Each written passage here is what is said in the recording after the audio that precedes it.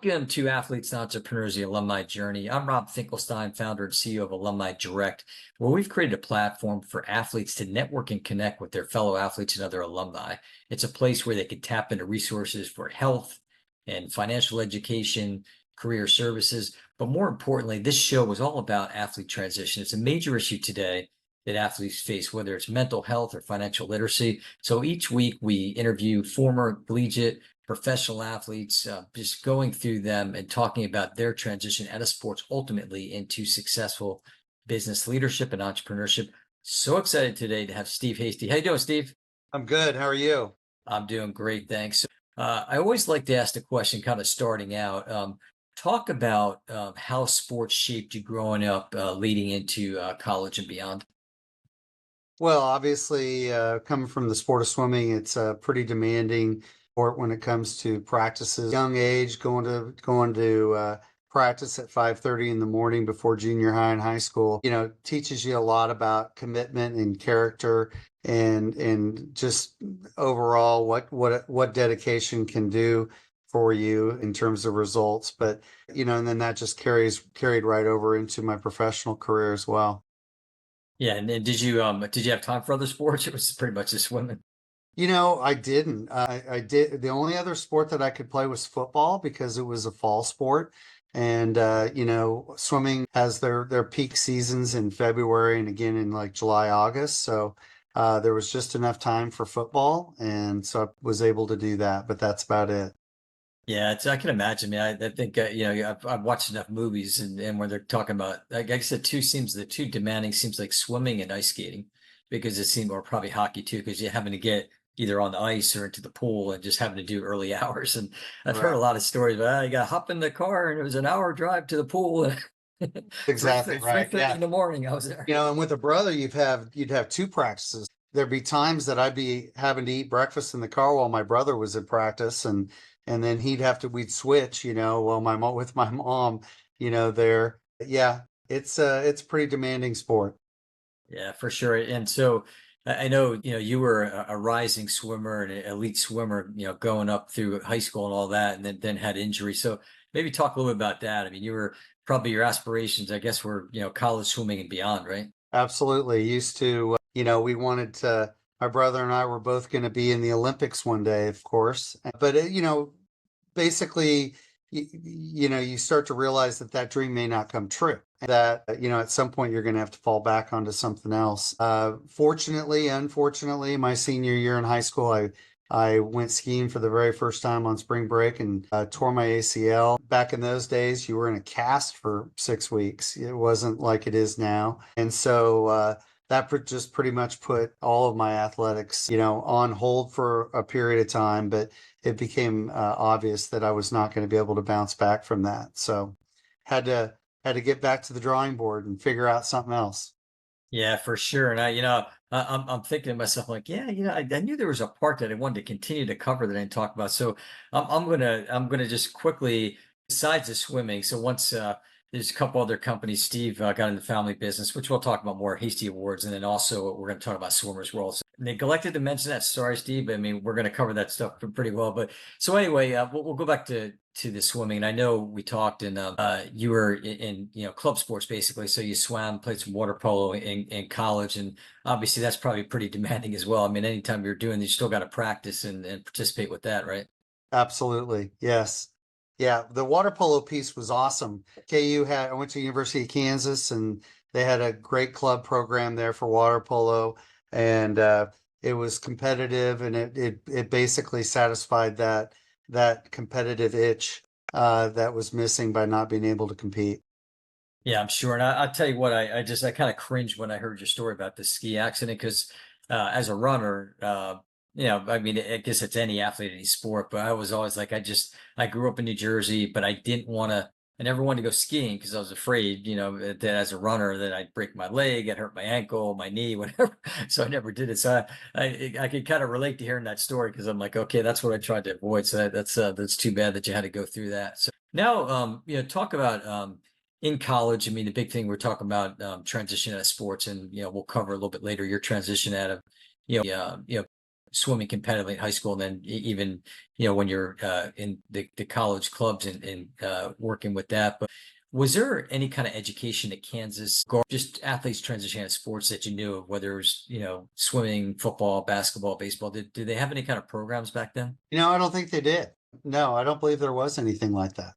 Okay. And I mean, do you know about how they're due today? Anything with their athletics or? No, but when I was in college there, I lived ironically in the same dorm as the swimmers. And so I was able to kind of live vicariously through, and many of them I had competed against, in different states and whatnot. When you swim at that level, you do tend to travel around and you get to see other athletes that ended up at Kansas. So we just lived kind of vicariously through some of those guys. I don't think there were a lot of programs there that were available to help with transitioning out. And of course, with swimming being at the time, there is some professional swimming now, but back in those days, of course, there wasn't anything like that. And I think that definitely plays into it because I mean, I've had a lot of different, sports covered, whether it's swimming, racquetball, wrestling, and then, football, baseball, basketball, hockey, soccer. But I think in some of those other sports, and the same thing, in running, is that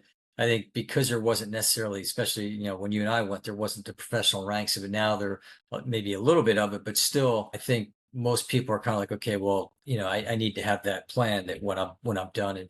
And we've talked a lot about it. It's such it's really hard for a lot of athletes. I mean, they look at themselves as the athlete themselves. So you're, Steve the swimmer, Rob the runner. It could be Billy the football player, Susie the swimmer, golfer, whatever. A lot of these athletes identify themselves as the athlete, not realizing, okay, well, you got a lot of time ahead of you still once you graduate. And we're trying to look to put together some programs with resource partners to address and try maybe help at the college level, where even the current athletes or even the alumni athletes who tend to get forgotten. Absolutely.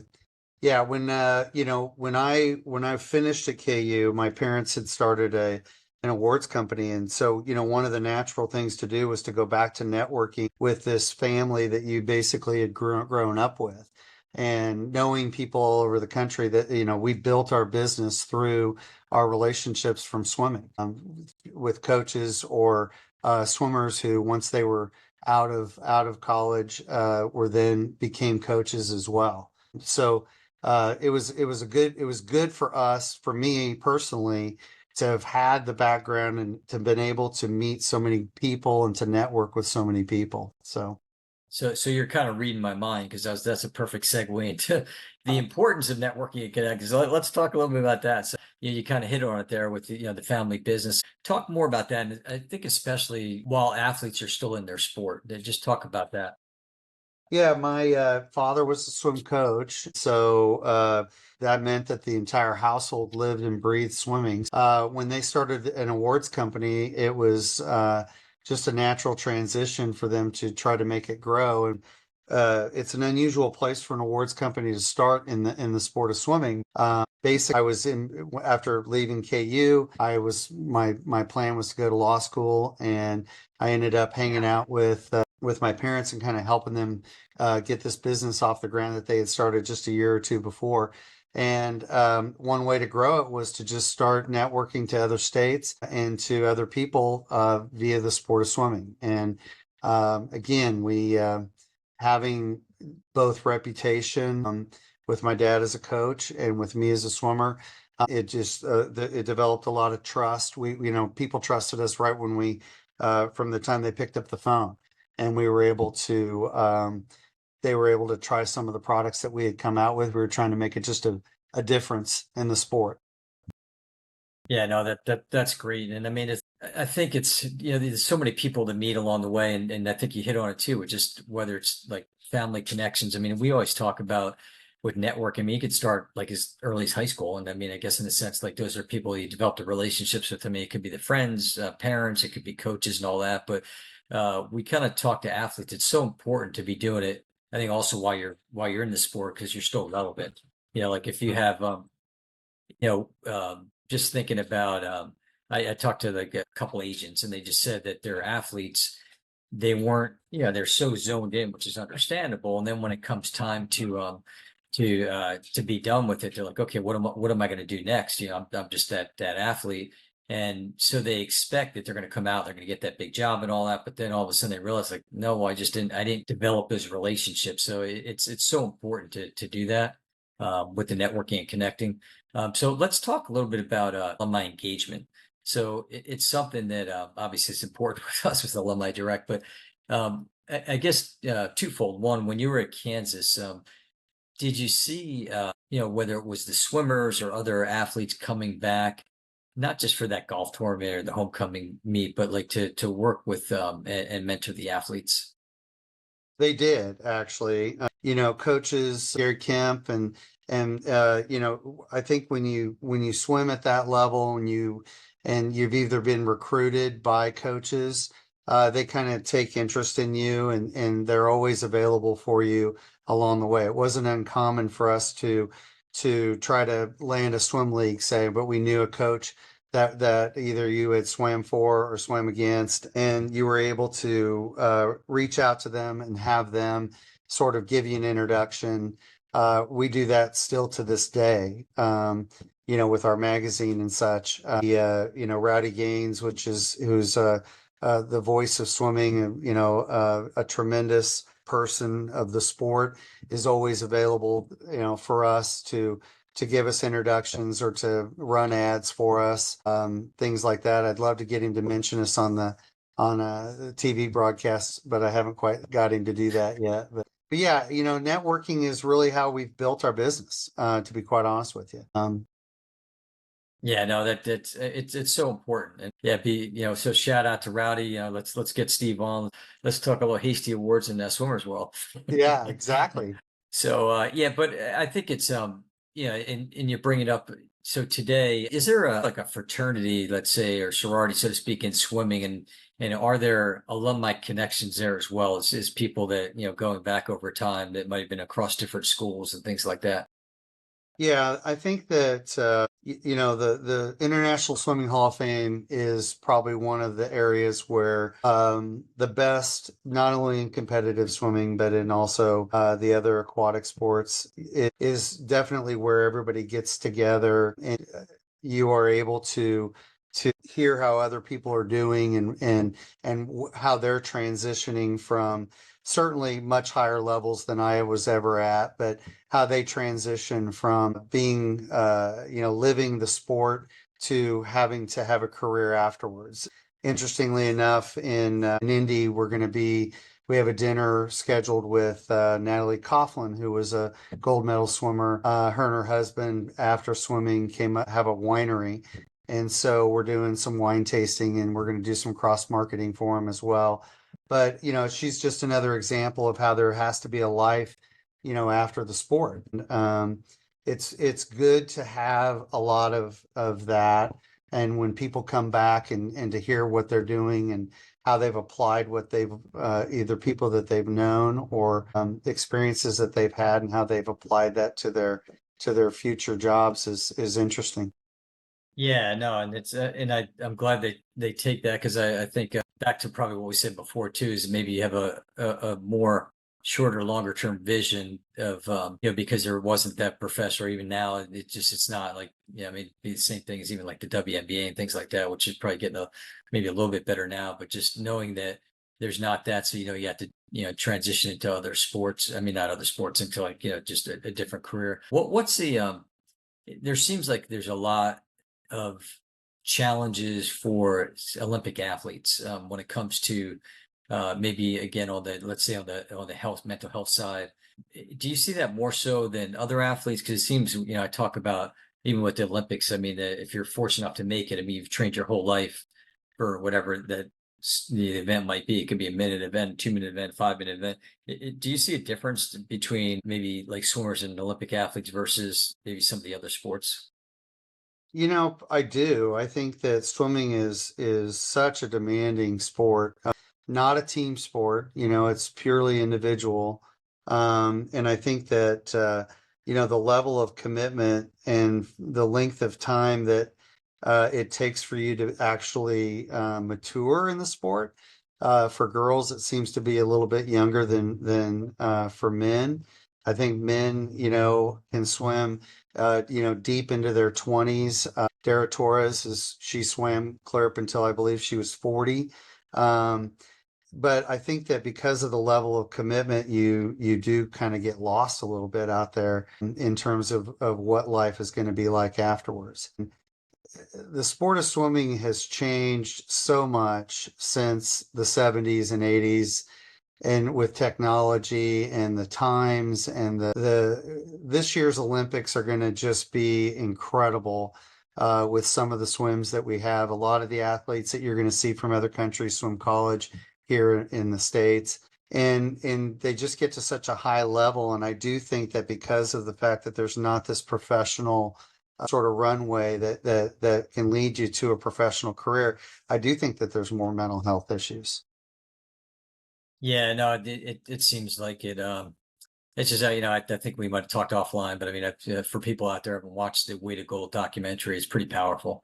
And, Right. narrated by Michael Phelps and, some of the other Apollo Ono, some of the other, Shaun White, top Olympic athletes and just kind of their challenges. So yeah, I think it's a little more pronounced, maybe than some of the other sports. But the bottom line is, we need to look at ways that we can make it better.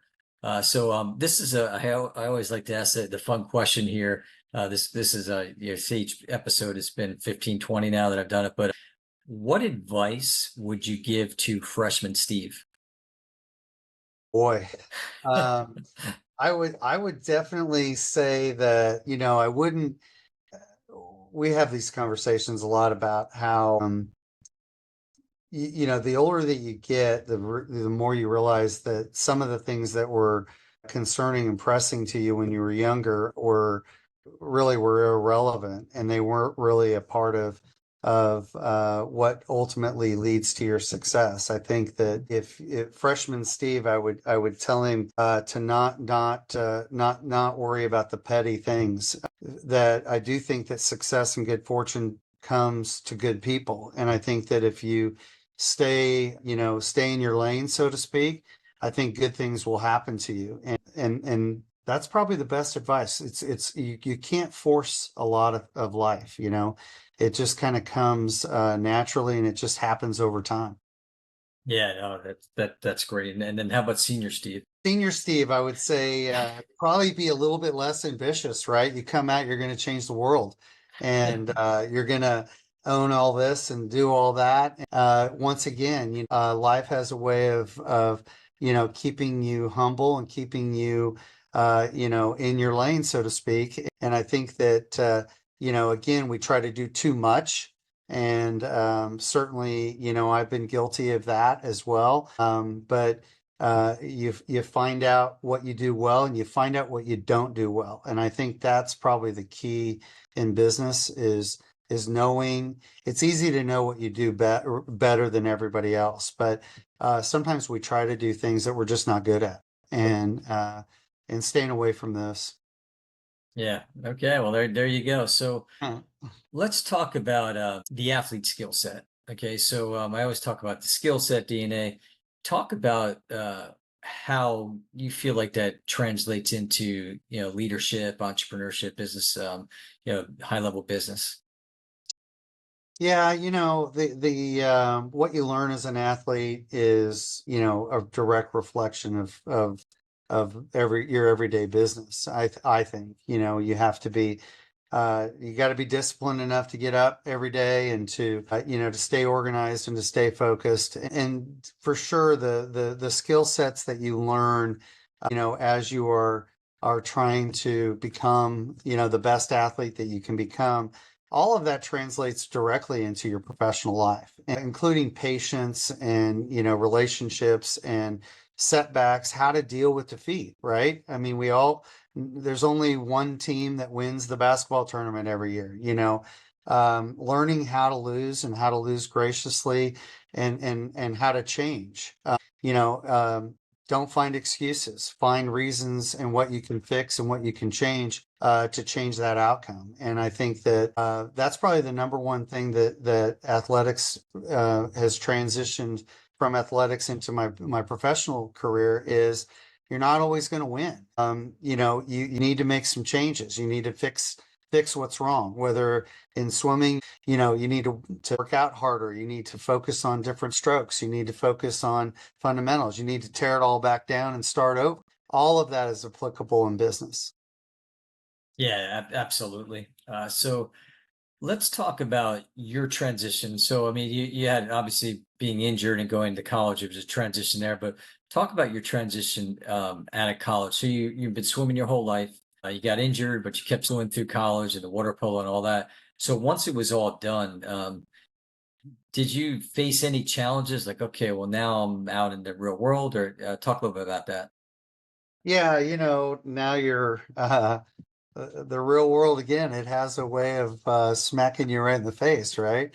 But so again, when we started, or when my parents started Hasty Awards, and I kind of started helping with them with that, we needed to have a plan to grow, and we relied on the sport, things that we knew, and then we were able to apply everything that we knew about the sport of swimming into other sports. That transitioned into gymnastics, wrestling, track and field, things like that.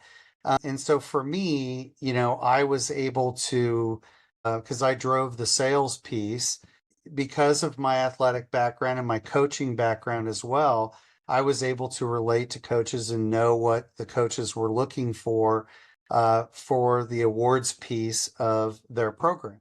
And I think that, again, we just went kind of back to the fundamentals, which was about relationships and just learning, applying what we learned from the past. Okay, and then maybe a couple words of advice, like it just looking for athletes when they are, done with their sport. What would you recommend to them? Well, I think that, again, it's probably getting off the blocks is the hardest part. Diving into something. I know that in our industry, there's a lot of Olympians who have very successful businesses, whether it be swim camps, or even product development, training development, things of that nature. But I think that for many athletes, just starting is the biggest piece. They have to jump into something.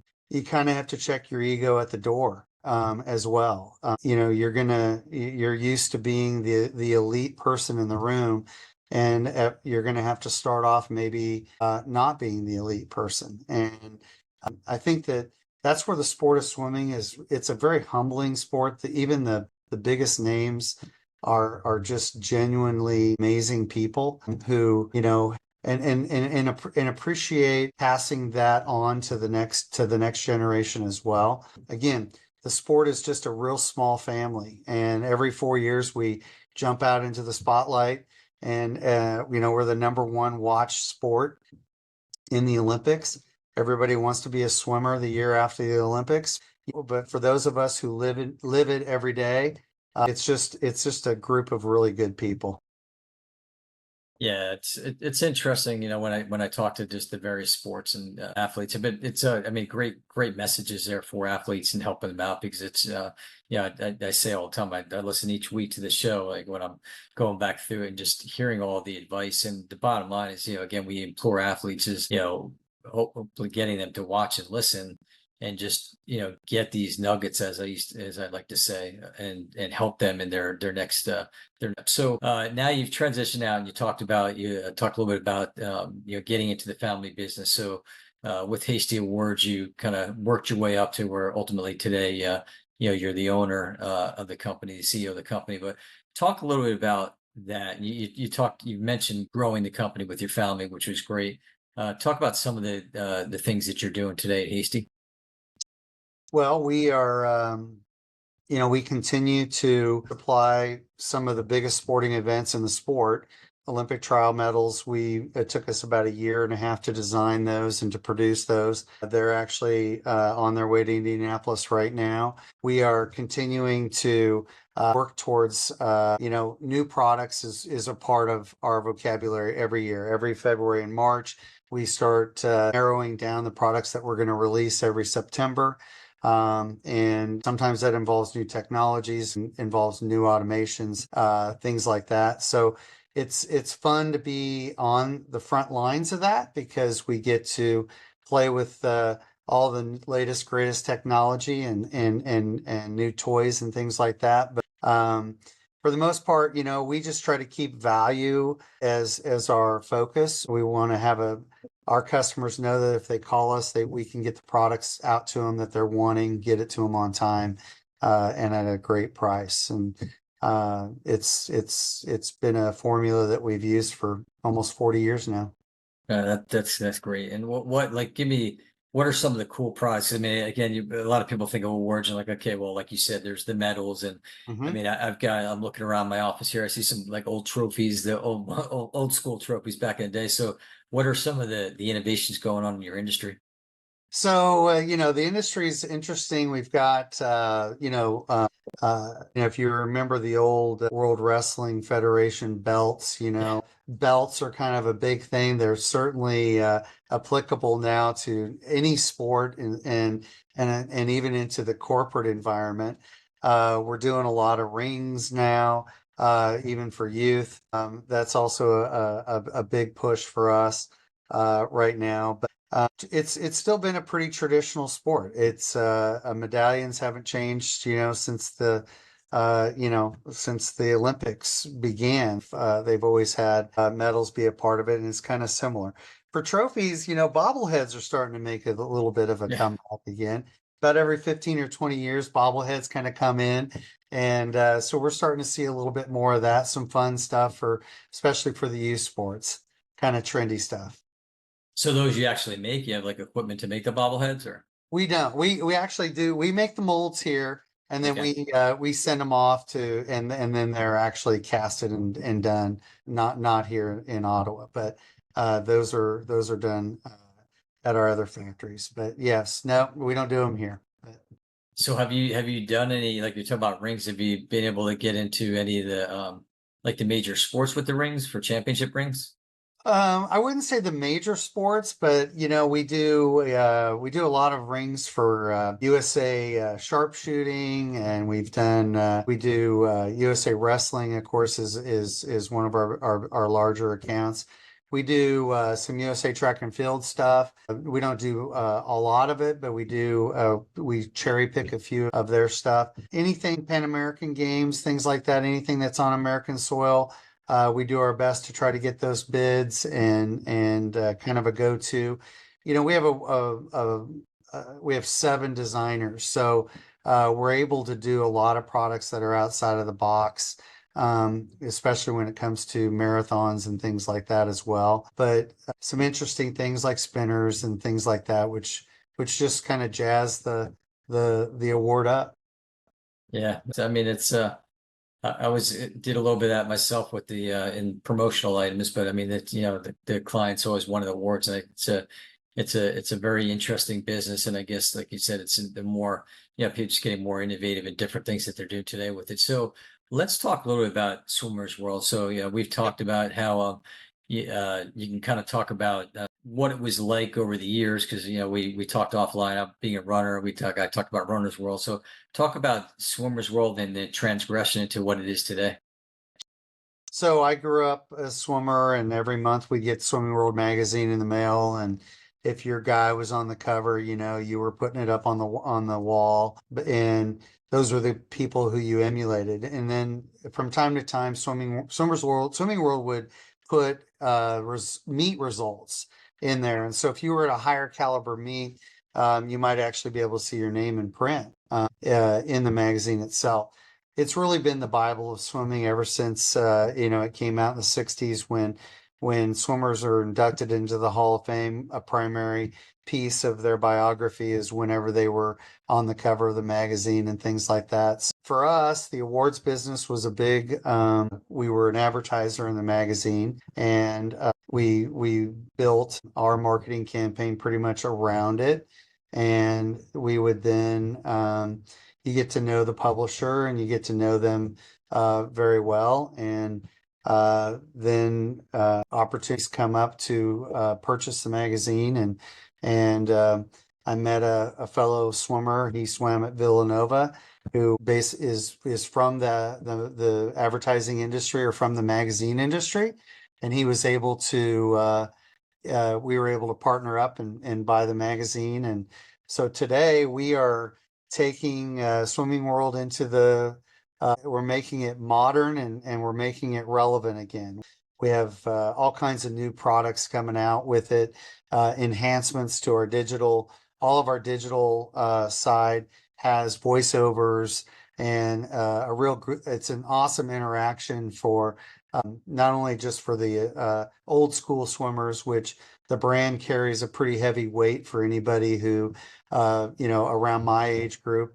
And we're starting to tap into the younger group as well with interactive media and some interesting stuff. Obviously, everything being able to be done on your phone. So That's great. Yeah, it's a. I mean, you were saying you do three issues, like printed issues each year. we do.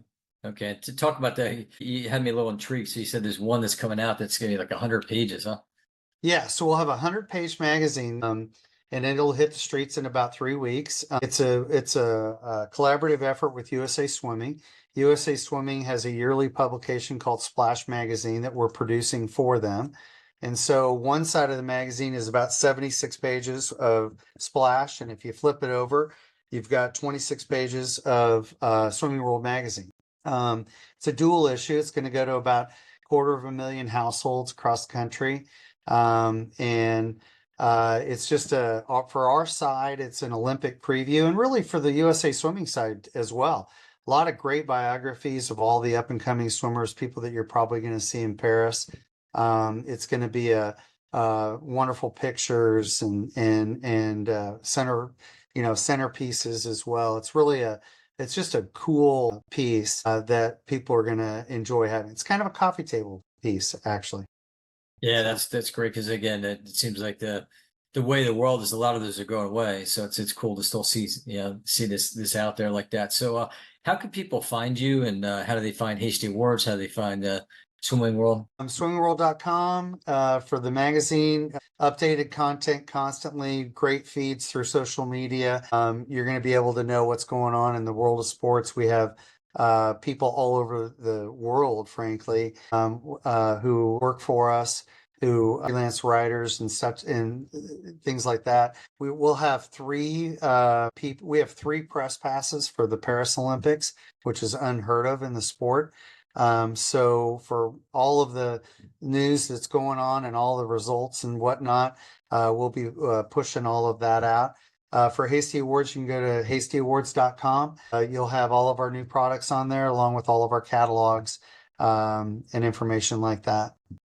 That's great. And then for us, you can find us at alumnidirect.com, Instagram and X and LinkedIn, Facebook. Our podcast, it's on our Alumni Direct YouTube channel, as well as across all the different podcast networks. We're on sportsepreneur.com, which is our friends there have a great platform with multiple podcasts on there. We're fortunate to be one of those too. But I always say, Steve, just trying to encourage athletes to come out. And I mean, it doesn't have to be an athlete. I mean, the content is great, but just we want to help people. And so we definitely encourage that. But we really appreciate your time today. It was great speaking with you. I appreciate it, Rob. Thank you. You're welcome.